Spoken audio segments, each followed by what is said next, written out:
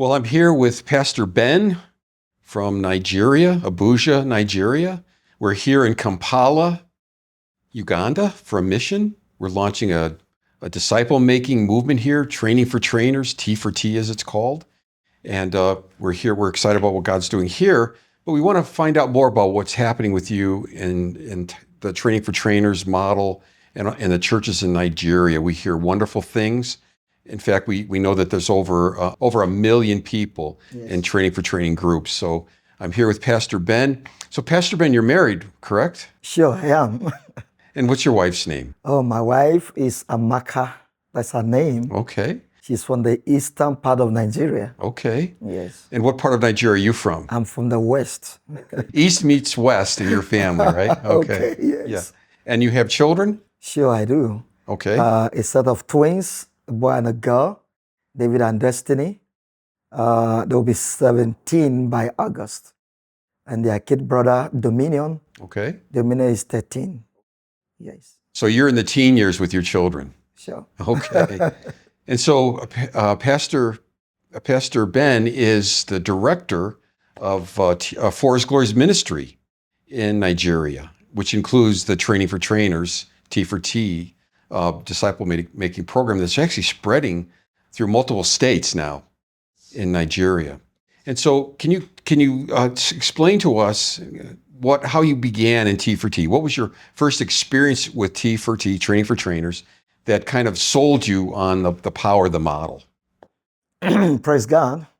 Well, I actually got to hear about For His Glory ministry in the year 2020. That was during the lockdown. My friend, Pastor Baba, was in the US, and he told me about it. I got excited. So I was part of the training online, and eventually the ministry came to Nigeria. And before then, Pastor Baba had been sharing certain things with me that has to do with T4T and the power of its multiplication. That is part of my ministry, but then I've never seen anything like that, actually. So eventually, when T4T, or For His Glory ministry, came to Nigeria, and that was a great opportunity for me. I saw quite a number of things online on video, but eventually when we had to launch a movement in Nigeria, Plateau State precisely, it was wow. We started gradually, and I remember before the festival, I was trained by Mark and Laura, but before the festival, we eventually trained over 10,000 people. That was wow for me. So tell me a little bit more about training the 10,000 people. Yeah, it all started little by little. As we train some, they go back, invite others. Part of which they had to train others, that train others. So it's been like that. So not that we directly train the 10,000. The people we train You didn't others, train the 10,000 people yourself? No. Okay. But that was the record before the festival. Wow, that's amazing. It's wow. And so how many churches were involved in the 10,000 that were trained initially? If I remember correctly, I can't remember precisely, okay, but I know we had over 100 churches. Okay. Yes. So that was the beginning, about 100 churches? That was the beginning. And you trained over 10,000 people before we came with a crusade to really launch the movement. Yes. And so what's the city that T4T was launched in Plateau State? Oh, that is Jos. And what is that community like? Jos is the capital city, actually, of Plateau State. Okay. The people there are receptive, though religious too. Okay. But when they got conviction of the power of multiplication through T4T, they eventually got involved. Even though the churches that were not involved from the beginning, seeing the power of the movement, eventually started inviting us over to come for trainings. And that's what we're doing even at the moment, getting more churches involved. Was Jos the place where it really started and really took off? Was that Jos, the city of Jos?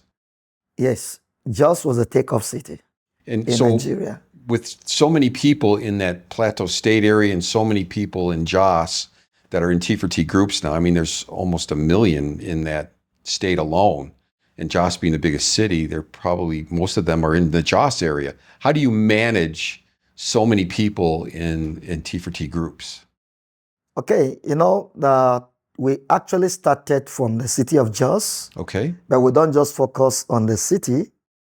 So we go as far as the local government to get to the grassroots. So for each church, we have a T4T coordinator. Okay. In each region, we have a T4T coordinator that eventually reports back to the state coordinator. Okay. So we have sectional leaders down to the grassroots, and then we get reports from them. Sometimes, maybe once in a month, we call all of them together to train or retrain the leaders, get report, get to know their challenges and how to address them. So this is what we have been doing. And so the system is just down to the grassroots, leaders, coordinators from different denominations. So it's really been exploding in Plateau State. Yes. But it's also spread to other states now. How is that going, and where's that happening in Nigeria? Yeah, after Plateau State, I think we've gone to 2 other states. We're working on the 3rd one right now. Okay. And how are those states going? They are also doing well. Okay. They are also doing well because we apply the same model that is being used in Plateau State. I had heard that you have different partnerships with other ministries that help spread the disciple-making model. Can you tell us a little bit about that? That is actually the secret of the exponential growth you read about. So one of the things we did was to ensure that we partner with large denomination, and even the smaller ones too. But then Christian organizations, like New Life for All, the FCS, that is to reach out to the students in schools, primary, secondary, and the tertiary institution. So we make sure we are directly involved with them in partnership. Beside that, we have other evangelists that go out to do crusade, some of them at least twice in a month. Okay. So we partner with them. So what we do is to train their staff, and their staff eventually will train local churches wherever they are going for a crusade. So that is the wisdom in that. So you have some evangelists to do smaller crusades like Forest Glory does. Is it just traditional, like you get people put their information on a card when they receive Christ and you give it to the churches? Or how is that different than the traditional crusade? What are you doing differently with training for trainers than they do with a traditional crusade? Okay. What we do differently, actually, we ensure that those who give their life to Christ, we pin down their names, get record of everyone, and ensure that they are followed up, and do everything possible for them to be in discipleship classes. So you're using T4T. We use the T4T model to pull those people into a small group. Exactly. So that they're actually being discipled and not hoping that they would go to a church. Exactly. Do you find that more people eventually go to the churches if they've gone to a small group first than they would if they were just asked to from the crusade? As a matter of fact, a few persons goes to church after the crusade, and then the churches are responsible for putting them in the T4T groups because the system is already on ground. And for a larger number or percentage of people, the smaller group work first, and after a while, they see the need, they become members of the bigger family, the church. Yeah. And this is because of the disappointment many people already have from the churches. So, but this is like renewal of hope and showing truly that Christ is the light, He is the way. So the T4T groups doing quite a lot to reshaping the mindset of people and getting them ready to become members of the body of Christ generally and the church. You mentioned earlier an organization called New Life for All. What is that? And how's your partnership with them? What does that look like? Okay, New Life for All, it comprises of evangelical denominations, about 14 of them, and their goal is to come together for the purpose of preaching the gospel, soul winning. But one thing they lack or that is missing is that they don't do discipleship. So they just evangelize, do crusade, and go away. Okay. And in reality, they said after a while, 2 weeks, 3 weeks, as the case may be, when they return to the cities where they had ministered before, people are not in the churches. The converts are actually not in the churches. And so they wonder where they've gone to, what has happened.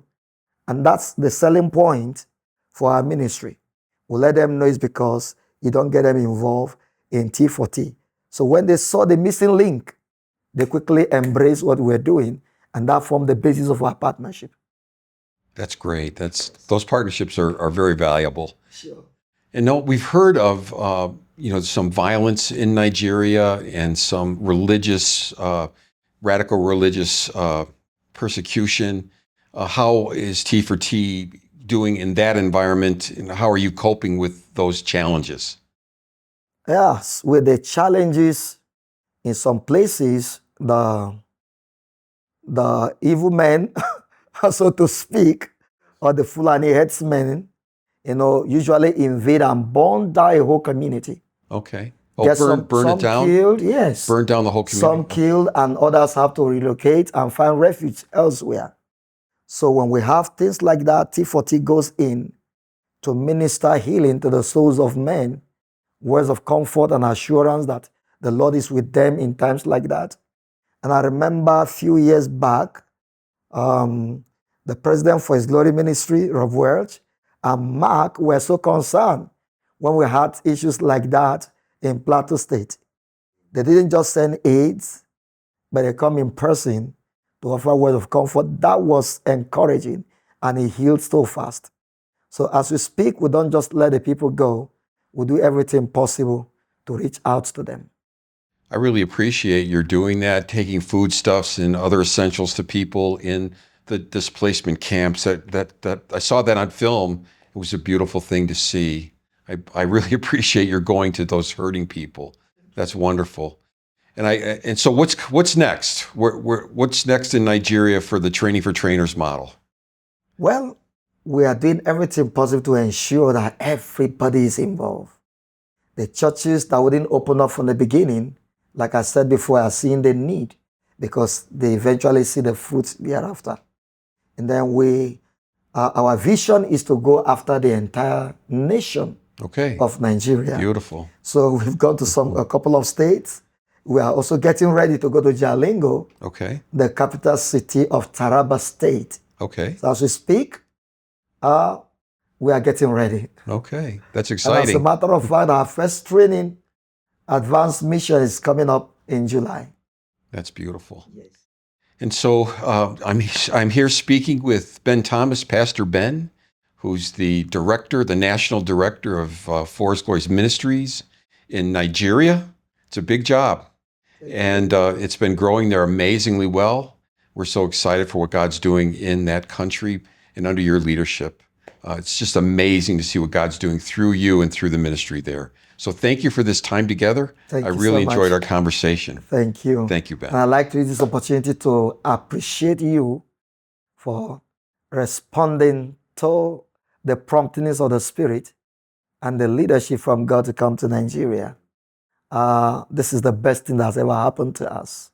And I want to appreciate partners across the globe who have been supportive. The Lord will continue to bless you. You have no idea of what you are doing. Only eternity will reveal that to you.